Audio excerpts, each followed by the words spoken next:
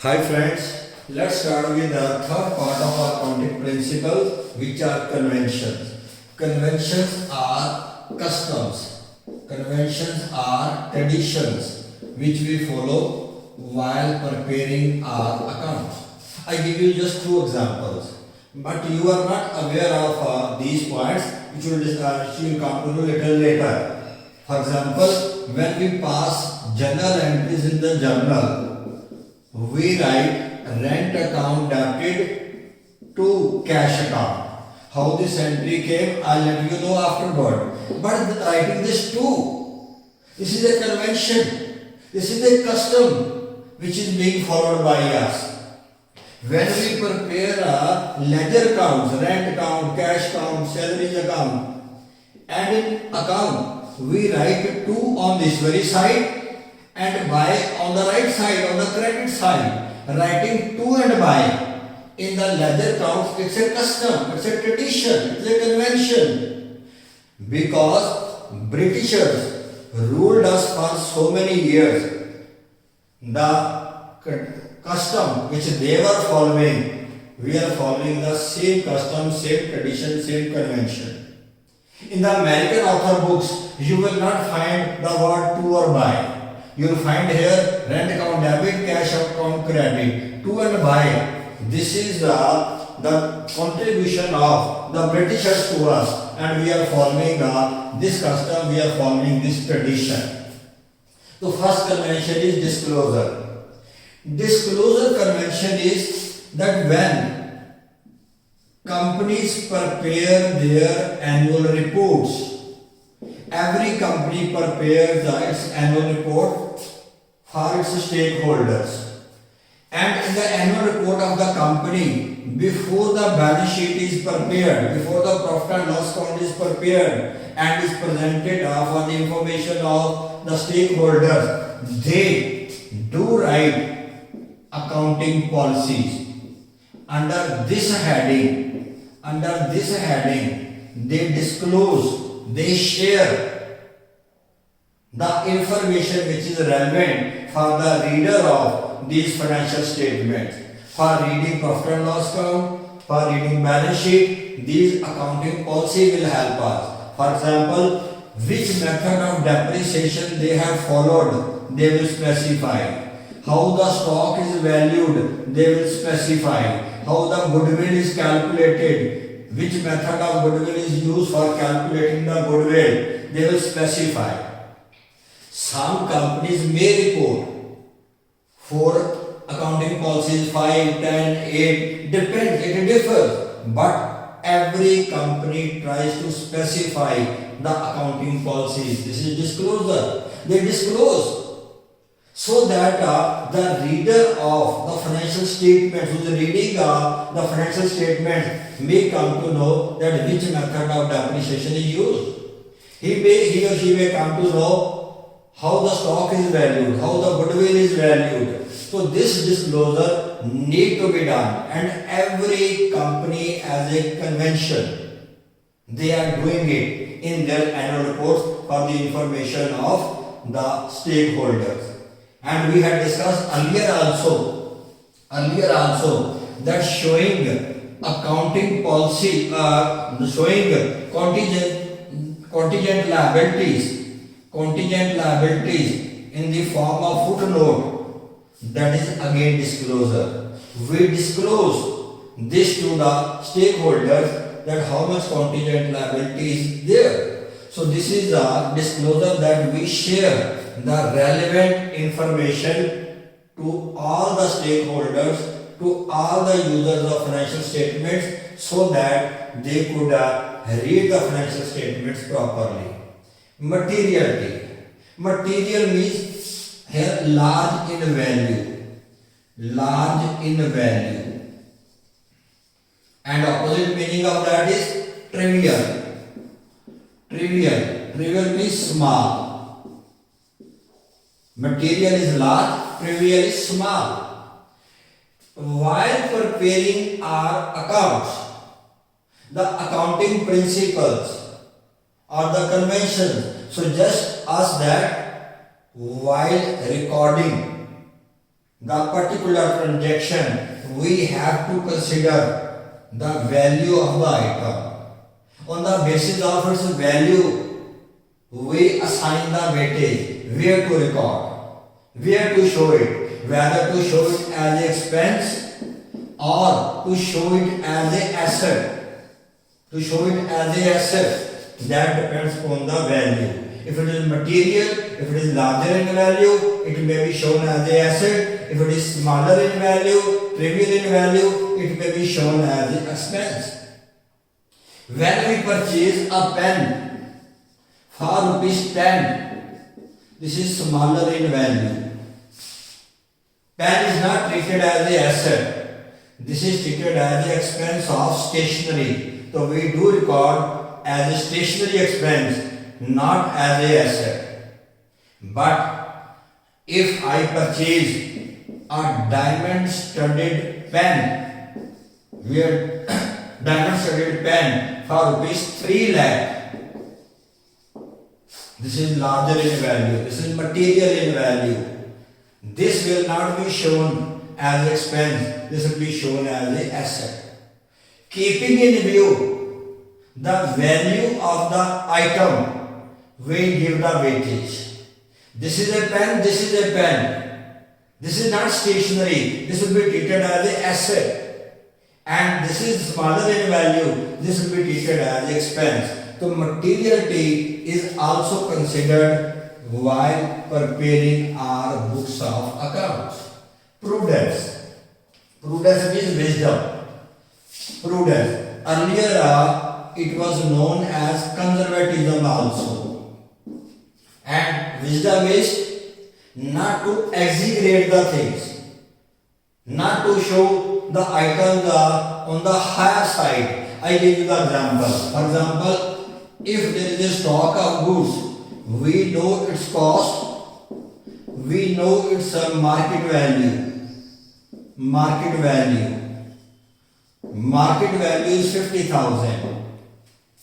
This prudence convention suggests that we should not record it at market value. Anticipate no profit. Anticipate no profit, but provide for all losses. Provide for all losses.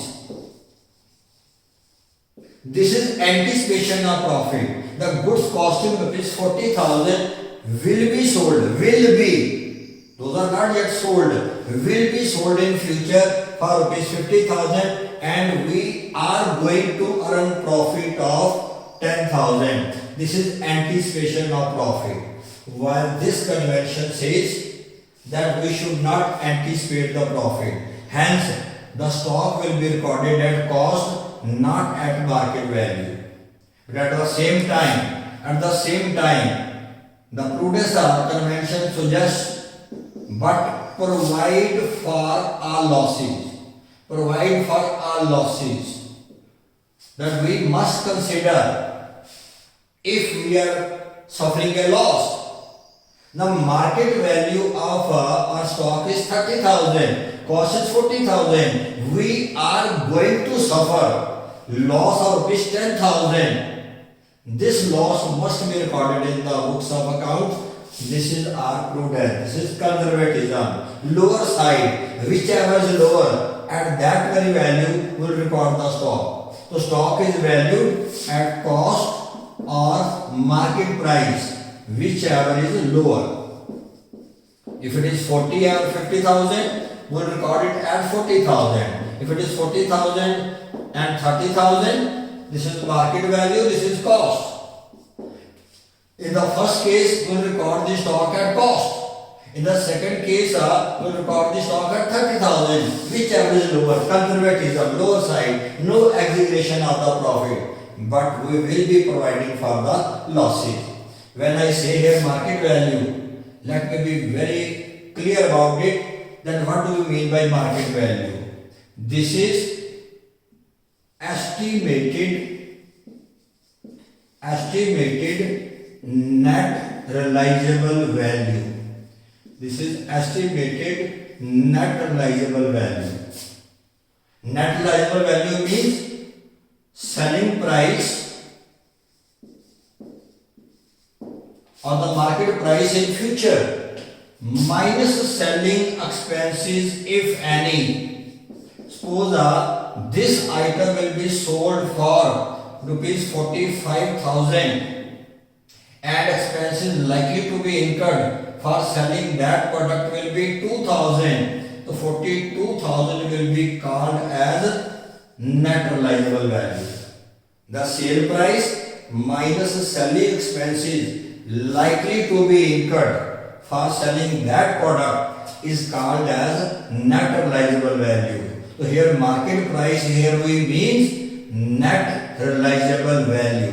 So if we are given the market price and we are given the selling expenses also, so selling expenses will be deducted from the selling price. We will find out net realizable value, and that net realizable value is the market price, and that market price is to be compared with the cost in order to record stock of goods, not the asset, not the machinery, not the furniture, only the product in which we are dealing in, stock of goods. This is prudence, this is conservatism.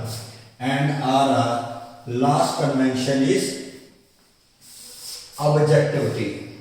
Objective type, where there is no biasness. I discuss two words, objective and subjective. Contrast to that, opposite to that, subjective. Objective type question, subjective type question. When there is only one answer which is correct. Okay, subjective type, where personal opinion, personal judgment is there, that is called as subjectivity. If I ask you to write an essay on Prime Minister, okay, this is a subjective question. Okay, the BJP may give their views in favor of the Prime Minister, and congressmen or other parties may give the view against the Prime Minister. Personal opinion, personal biasness, depending upon what they want to say, only they will convey the things. Where there are different alternatives as the answer, that is subjectivity. Objectivity, if I ask a question, what is the religion of the present Prime Minister? There is only one answer. Whether congressman may say or the BJP man may say, there will be only one answer. Okay? There are not two answers. We want objectivity. We don't want subjectivity. We don't want personal opinion of the accountant, so that by their choice the results of our financial statements may differ. We want objectivity to be followed, and objectivity is followed because of the reason that we have a verifiable document also. Suppose I have purchased certain goods, say on credit, I have an invoice for rupees 30,000. If I record my transaction on the basis of this invoice, this bill, this is objective, because I have a bill, I have a document to prove, I have an evidence to prove that I purchased the item for 30,000. Either A accountant may record, either B may record, or C may record, or an auditor who checks the account, he may check it, he will see the document. Verifiable, evidence, proof. When the things are recorded with a proof, that is called as verifiable. But when we talk of market value is subjectivity. Cost is objectivity. Market value in Delhi market rate may be different. In Mumbai market rate may be different. In Chandigarh market rate may be different. Rate for one person may be different, for the other person may be different. Suppose there is one building there is one building where the personal sentiments of the person are attached. For him, the value of building may be worth rupees 1 crore. He does not want to sell that building for 1 crore because personal sentiments are attached. But the same building in the as per B may have value only 60 lakh.